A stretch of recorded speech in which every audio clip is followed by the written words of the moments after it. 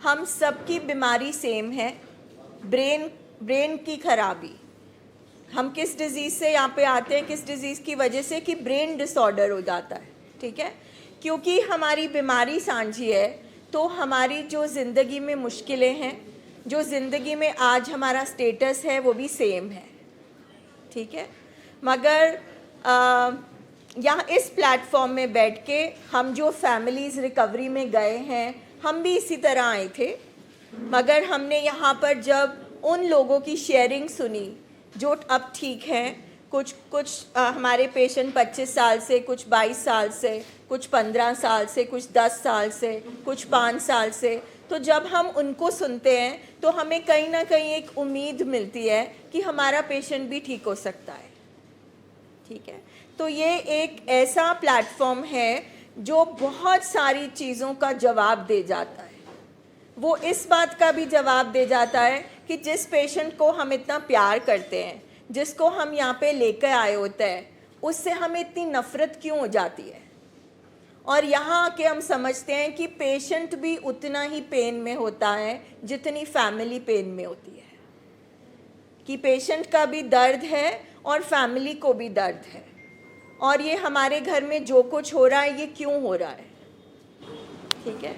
सो आज हम एक उम्मीद और एक ग्रैटिट्यूड के थीम से ये मीटिंग स्टार्ट करेंगे, ठीक है, जिसमें हम ये सीखेंगे कि कैसे हम अपना जो सफ़र है, ट्रीटमेंट है, वो बीमारी से रिकवरी तक का तय कर सकते हैं, जिसका सबसे इम्पॉर्टेंट हिस्सा सर कहते हैं, क्योंकि सर का काफ़ी सालों का एक्सपीरियंस है और सर ने अल्टीमेटली ये उसका रिज़ल्ट निकाला कि परिवार सबसे इम्पॉर्टेंट हिस्सा है ट्रीटमेंट का।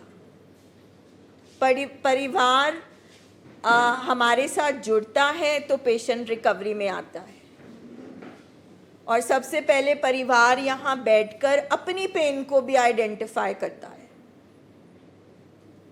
वो भी बैठकर यहाँ पर एक राहत की सांस लेता है।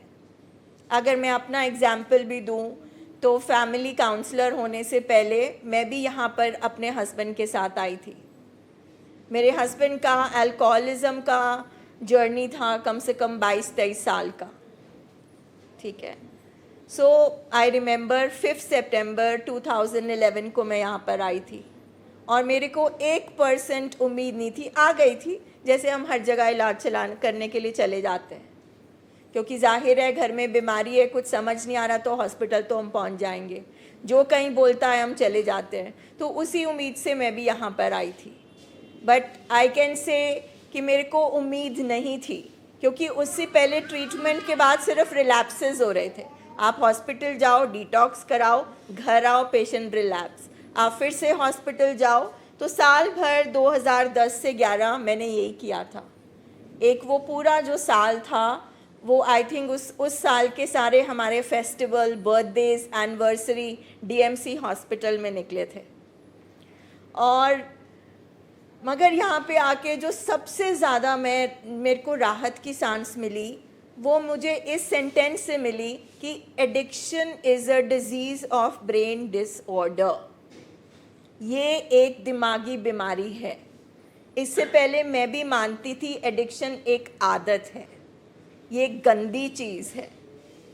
और रिहैबिलिटेशन ट्रेनिंग प्रोग्राम जिसको सोसाइटी में सेंटर बोलते हैं, वो लो क्लास लोगों के लिए, वो अनपढ़ लोगों के लिए, वो जो गलत कैरेक्टर्स होते हैं सोसाइटी में उनके लिए है। हमारी जैसी एजुकेटेड फैमिलीज के लिए सेंटर नहीं होते। तो मतलब इस तरह की अवेयरनेस है हमारी सोसाइटी में कि हम जितने मर्जी पढ़े लिखे हों, हम एक मेट्रोपॉलिटन में रहते हों, मगर हमें पता नहीं होता कि ब्रेन डिसऑर्डर है। So that gave me a lot of relief कि अच्छा ये बीमारी है, चलो ओके। अब मैंने अपना दिमाग बंद किया, क्योंकि हम जितने एजुकेटेड होते हैं, जितने पढ़े लिखे होते हैं, हमें लगता है कि हमारा दिमाग बहुत चलता है, हमें सब कुछ मालूम है। सो मैंने लिटरली यही किया। आप चेयर्स को ना थोड़ा सा आहिस्ता रखो प्लीज़।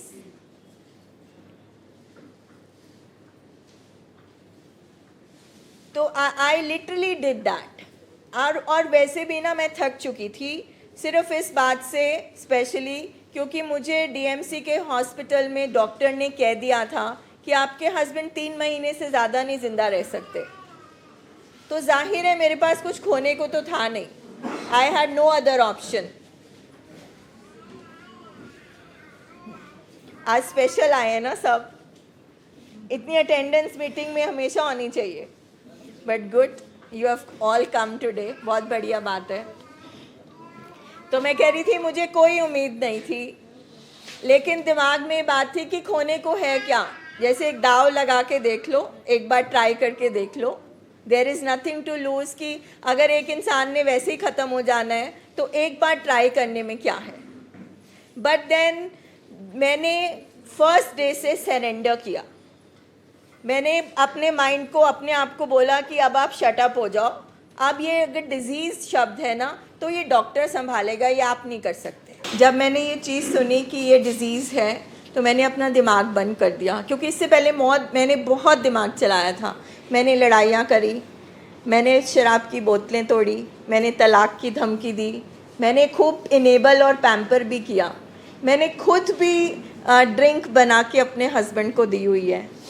पूजा पाठ, कलेश, जादू टोना, जो बेस्ट होता है ना, आयुर्वेदिक दवाई, होम्योपैथिक दवाई, एवरीथिंग आई डिड.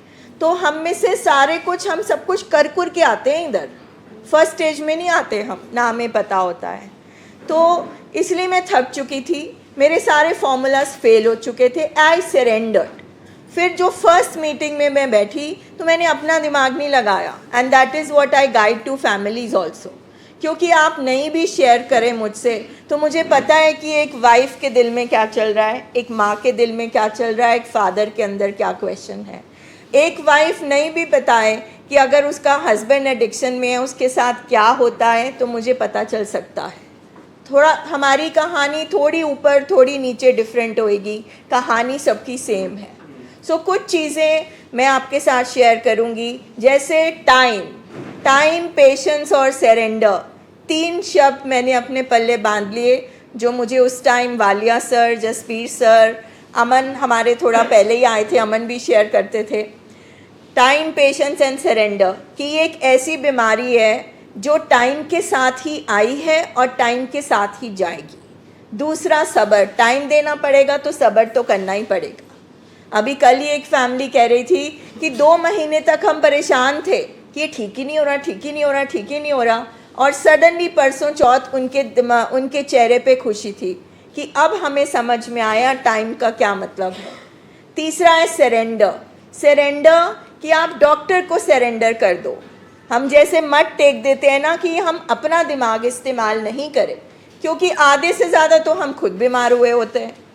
दूसरी चीज़ मैंने सीखी जो बहुत इम्पॉर्टेंट थी कि अगर अपने हस्बैंड को ठीक करना है तो हस्बैंड और मरीज़ को अलग करके देखो. बिकॉज अगर मैं हस्बैंड देखती थी तो मेरे इमोशंस जाग जाते थे. अगर मेरे हस्बैंड गुस्सा करते थे मैं डबल गुस्सा करती थी. अगर मेरे हस्बैंड कुछ ऐसी चीज़ करते थे मैं हर्ट हो जाती थी. तो मुझे तो मेरा पति दिखता था, मरीज़ दिखता ही नहीं था. सो जब तक हम अपने पेशेंट को मरीज़ से अलग कर नहीं देखेंगे तब तक इलाज नहीं हो सकता. क्योंकि जो मेरा है ना, मेरा अटैचमेंट, मोह, ये सबसे बड़ा दुनिया में नशा है. क्योंकि मुझे भी लगता था कि सारी दुनिया के पति एडिक्ट हो सकते हैं, मेरा थोड़ा अनोखा है, मेरा पेशेंट एडिक्ट नहीं हो सकता, जो हम सब सोचते हैं. ठीक है.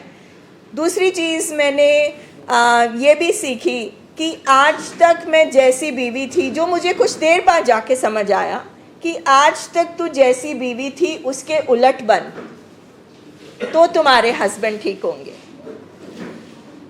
यानी कि कुछ ना कुछ मेरे व्यवहार में, मेरे स्वभाव में, मेरे बिहेवियर्स में था जो मेरी हस्बैंड की बीमारी को बढ़ा रहा था, जो हमारे फैमिली बिहेवियर्स में होता है.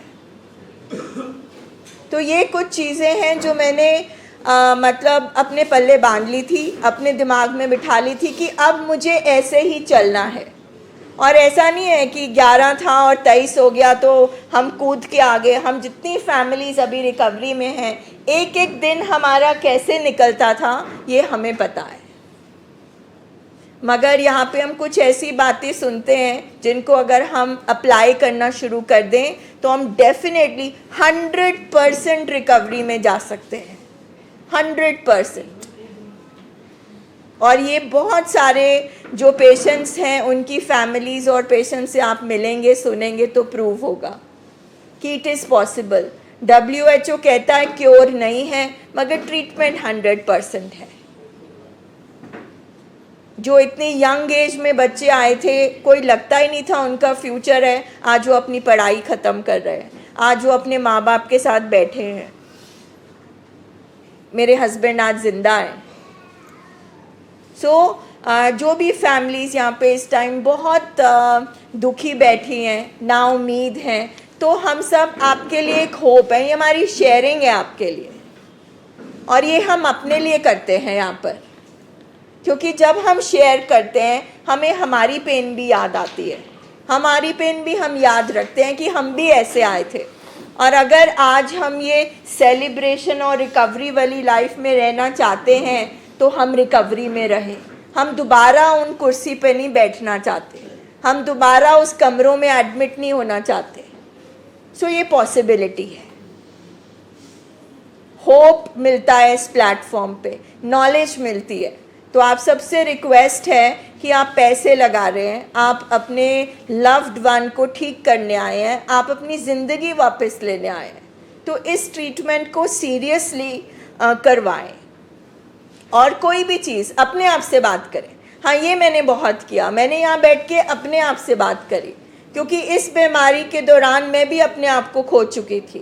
बहुत सारी बातों में मैं अपने आप को ब्लेम करती थी, शायद मेरे कारण मैंने भी अपने आप को खो दिया।